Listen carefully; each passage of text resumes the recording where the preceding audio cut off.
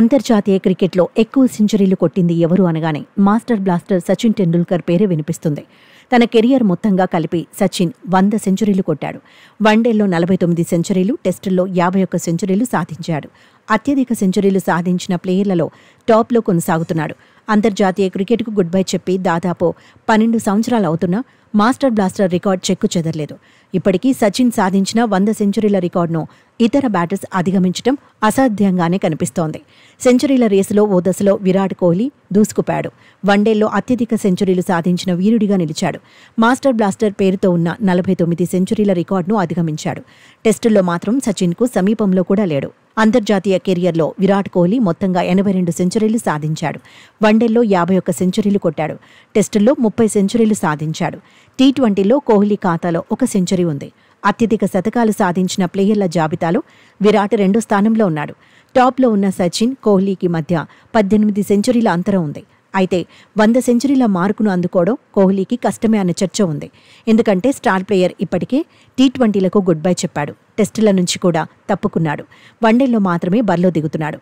Active క్రికెటర్లలో ఎక్కువ సెంచరీలు కొట్టిన ఆటగాడు కోహ్లీనే. స్టార్ ప్లేయర్ మరో 2-3 సంవత్సరాల కంటే ఎక్కువ ఆడే అవకాశం లేదు. 2027 వన్డే వరల్డ్ కప్ ఆడాలనే ఆలోచనలో ఉన్నాడు విరాట్. వన్డే వరల్డ్ కప్ 2027 చివర్లో సౌత్ ఆఫ్రికాలో జరగబోతోంది. మెగా టోర్నీ ముగిసేలోగా కోహ్లీ 18 సెంచరీలు కొట్టాలి.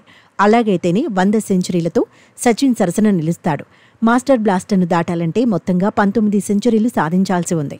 ఇన్ని సెంచరీలు కొట్టడం అంత ఈజీ వ్యవహారమేమీ కాదు. అందుకు తగినట్టుగా మ్యాచ్లు కూడా జరగాలి. ఈ ఏడాది భారత జట్టు ఇంకా 6 వన్డేలే ఆడాల్సి ఉందని ఎక్స్పర్ట్స్ అంటున్నారు. వచ్చే ఏడాది 15 వన్డేల్లో తలపడే ఛాన్స్ ఉంది. అంటే 2026 చివరి నాటికి భారత్ 21 మ్యాచ్లు ఆడే అవకాశం ఉందని చర్చ జరుగుతోంది. వరల్డ్ కప్ జరిగే 2027లో భారత్ ఎన్ని మ్యాచ్లు ఆడుతుందన్నది ఇప్పుడే చెప్పలేని పరిస్థితి. కెరియర్లో విరాట్ గరిష్టంగా 40 వన్డేల కంటే ఎక్కువ ఆడకపోవచ్చు.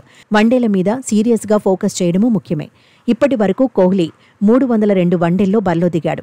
290 ఇన్నింగ్స్ల్లో బ్యాటింగ్ చేశాడు. ప్రతి 6.4 ఇన్నింగ్స్కు 1 శతకం చొప్పున బాదాడు. ఈ గణాంకాల ప్రకారం సచిన్ను దాటాలంటే ఇంకా 120కి పైగా ఇన్నింగ్స్ ఆడాలనే చర్చ జరుగుతోంది. ఒక ఫార్మాట్కు పరిమితమైనందున శతకం కొట్టడం కష్టమేనని ఫ్యాన్స్ సైతం ఫిక్స్ అవుతున్నారు. 3 ఫార్మాట్లలోనూ కొనసాగి ఉంటే సచిన్ను దాటేందుకు అవకాశాలు మెరుగ్గా ఉండేవంటున్నారు. టెస్టులకు సడన్గా రిటైర్మెంట్ ప్రకటించడంతోనే 100 సెంచరీలు సాధించే గోల్డెన్ ఛాన్స్ను మిస్ చేసుకున్నాడని చెబుతున్నారు.